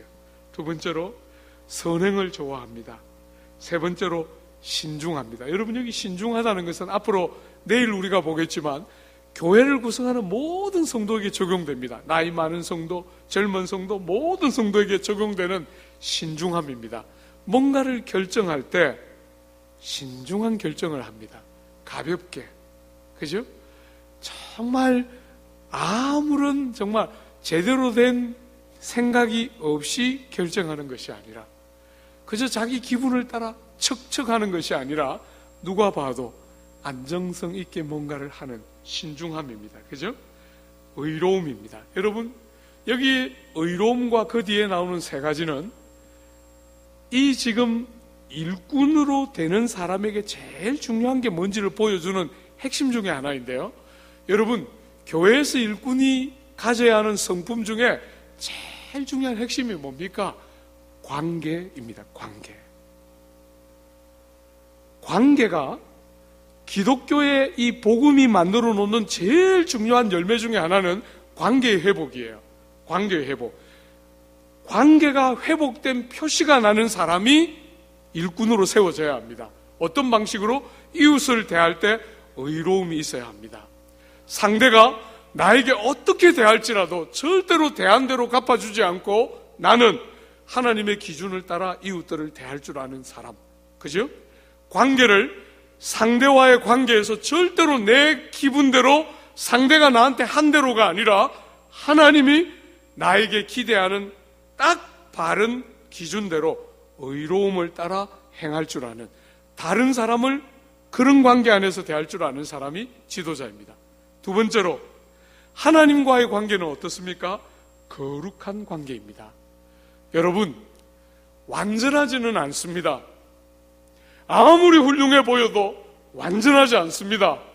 여러분, 저는 이 나이가 되도록 많은 훌륭한 사람들을 만나왔지만, 여러분이 입만 대면 알 수 있는 많은 사람들을 만나왔지만, 똑같이 저처럼 그분들 안에도 한계가 있는 것을 숱하게 봐왔습니다. 사람은 완전한 자가 아닙니다. 그러나 여러분, 거룩해야 합니다. 하나님과의 관계에서 완전하지는 않지만 죄는 절대로 타협하려고 하지 않고 하나님과의 관계 안에서 거룩함을 지켜내려고 하는 사람, 그들이 지도자입니다. 3번째로 자기와의 관계는 어떻습니까? 절제하고 다스릴 줄 아는 것입니다. 자기를 절제하고 다스리지 못하는 사람은 안 됩니다. 그죠? 삼중적으로 관계의 회복이 드러나는 사람이 지도자로 세워져야 합니다. 여러분, 저는 얼마 전에 우리 한국 조선시대에 대한 이야기를 읽었는데, 한 어머니가 아들이 높은 신분에 올라갔을 때 한 어머니가 임금님을 찾아가서 가난한 글을 읽었어요. 임금님에게 말했습니다. 임금님이 우리 아들을 잘 봐서 저렇게 높은 지위에 올려주신 거 너무 고마운데 우리 아들은 그런 인물이 안 됩니다. 그래서 그 아들을 다시 낮은 직급으로 임명해 주기를 간청했던 엄마의 이야기를 제가 그 조선에 대한 어떤 실록을 읽으면서 읽었는데 너무너무 감명 깊었어요. 여러분, 저는 여러분이 중직자로 뽑혀도, 성도들이 여러분을 보고 때로 중직자로 뽑아줘도 저는 아닙니다, 진짜로 정말 그 직분을 할 수 없습니다 하는 겸손하고 깨어진 마음을 가지고서 자기를 절제하고 다스릴 줄 알고 이웃들을 나보다 더 낮게 여길 줄 알고 하나님 앞에 완전하진 않지만 거룩함을 지켜내려고 하는 그런 관계의 회복이 있는 사람들을 일꾼으로 세우는 것은 너무 중요합니다. 사랑하는 여러분, 교회가 왜 이렇게 말이 많습니까? 일꾼이 일꾼답지 않은 거예요. 제가 직분자들을 세울 때마다 늘 하는 말입니다. 일꾼으로 세워놨는데 대장 노릇하고 싶어 합니다. 일을 하라고 시켜놨더니 일은 안 하고 대장 역할만 하고 싶어 하는 사람들이 세워지면 교회는 너무너무 어렵고 힘겹습니다. 많이 일할 사람들이 세워지고 그 일꾼들이 세워져서 관계의 회복들이 구석구석에 일어나고 하나님과의 관계가 살아나고 이웃과의 관계가 살아나고 정말 사람이 개체가 하나님 앞에 절제할 줄 알고 거룩하게 설 줄 아는 그런 사람들이 세워져서 그런 공동체가 되도록 만드는 일들이 일꾼들이 세워지면서 일어나야 교회다워지지요. 마지막으로 여러분, 가장 중요한 요소가 하나 있습니다. 여러분 가운데 이런 것을 원하지 않는 사람이 있습니까? 다 원한다고 말할 텐데 왜 이렇게 찾기가 쉽지가 않습니까? 사랑하는 여러분, 왜 내가 그런 사람으로 드러나고 구비되는 일에 왜 이런 일들이 드물고 어렵습니까?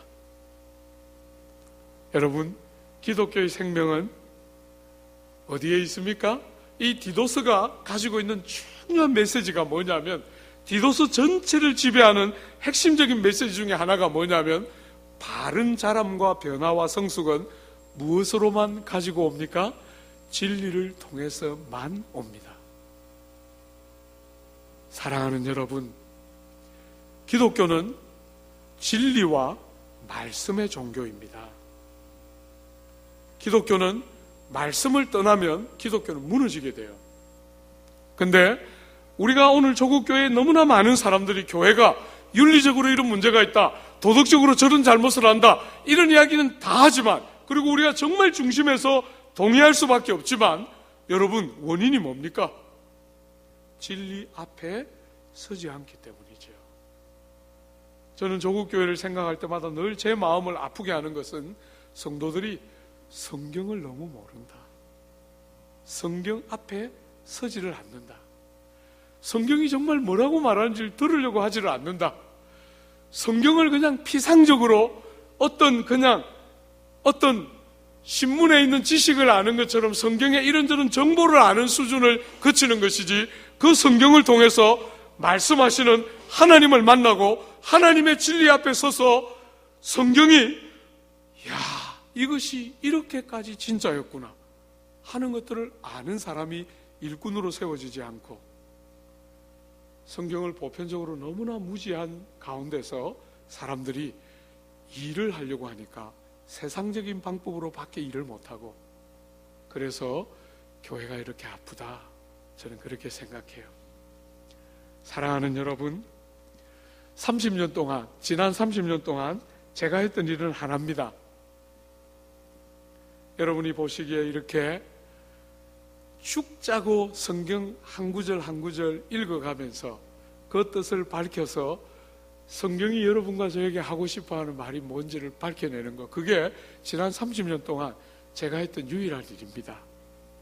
목사로서 신방도 다 못했고 여러분 보는 것처럼 성깔도 충분히 성자 같지 못하고 허물이 많고 많은 모자람이 있는데, 제가 에너지를 다 쏟아서 했던 유일하고도 가장 중요한 일은 성경을 열어서 사람들을 가르치는 거예요. 그리고 가르치면 가르칠수록 정말 이것이 핵심인데 오늘 조국교회는 이 일에서 너무나 실패하는구나 하는 생각이 듭니다. 여러분 일꾼의 세 번째는 뭡니까? 가정과 인격과 성품과 세 번째는 뭡니까? 말씀입니다. 말씀. 하나님의 성경을 얼마나 줄줄 외는가, 성경에 대한 지식이 얼마나 많은가, 이것도 굉장히 중요하지요. 성경을 잘 아는 것은 너무너무 중요합니다.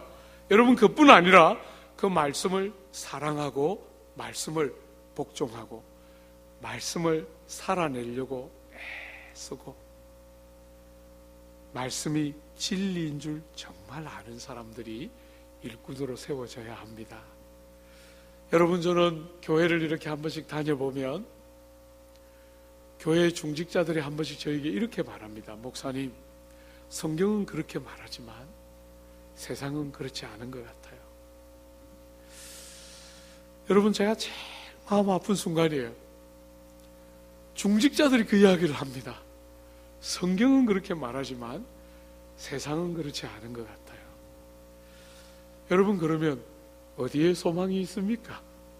중직자들조차 결국은 세상은 세상의 방법대로 돌고 교회 밖에는 말씀이 적용될 곳이 없다고 생각하면 도대체 이 일을 누가 합니까?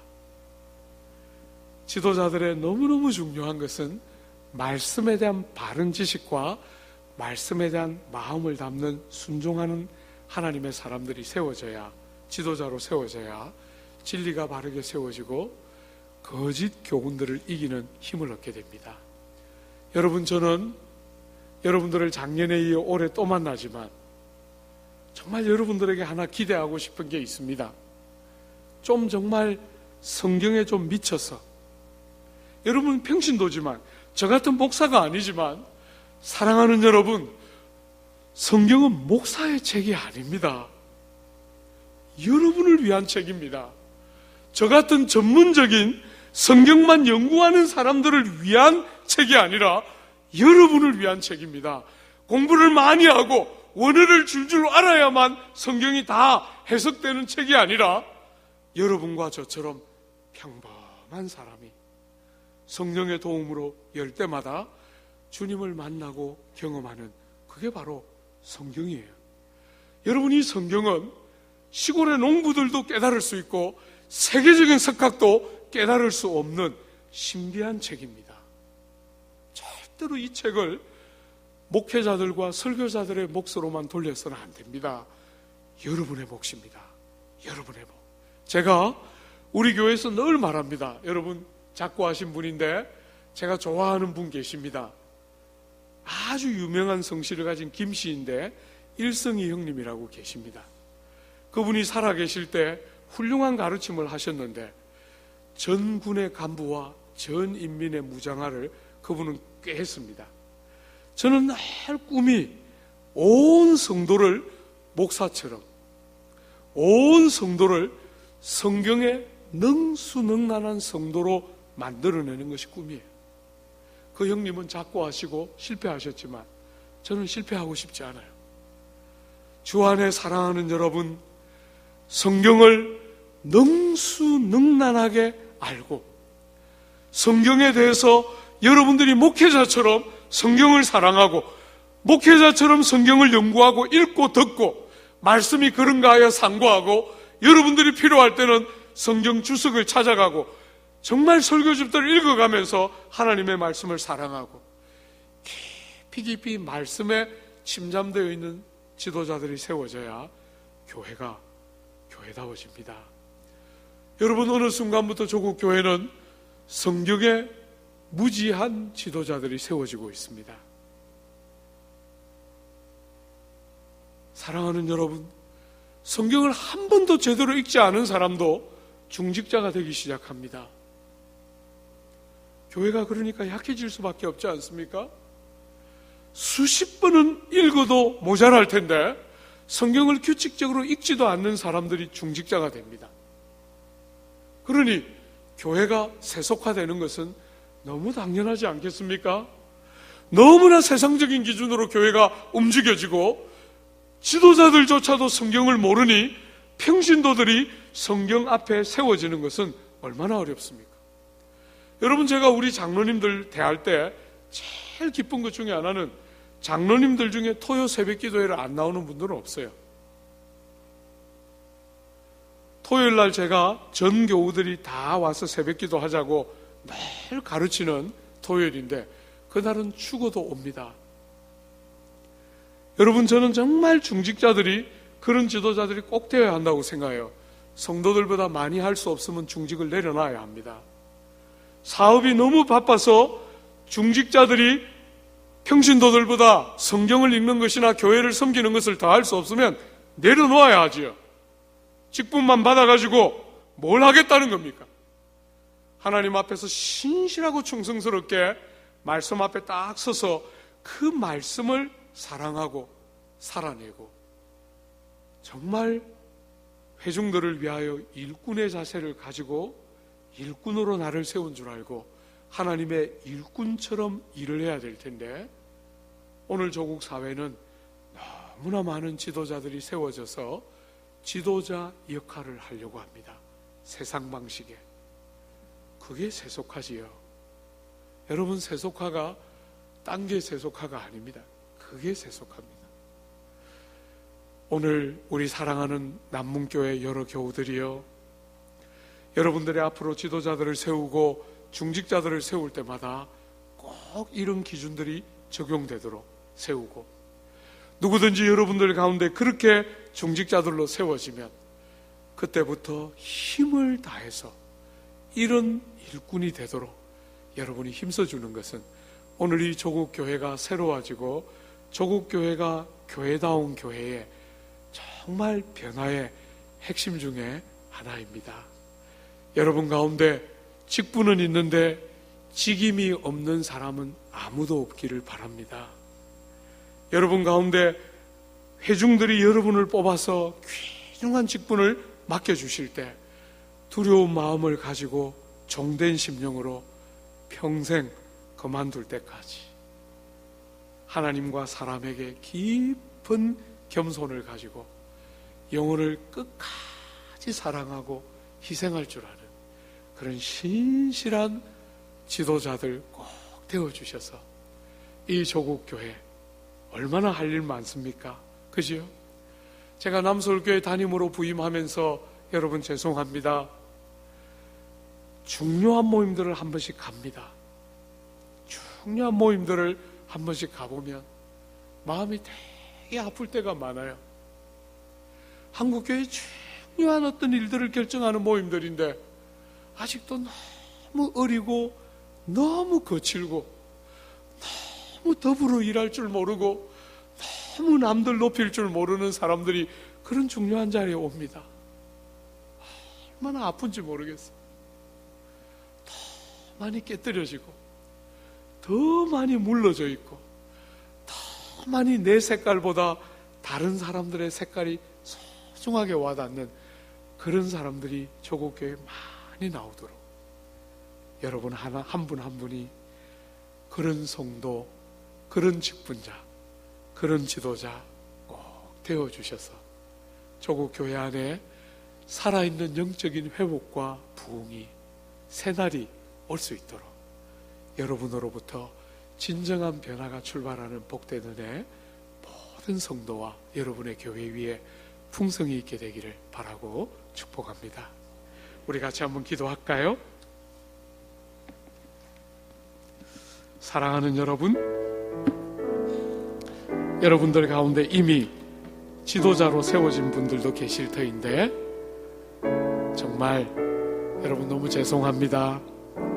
참 저도 이렇게 부족한 사람이 여러분에게 이렇게 말해서 너무 죄송합니다.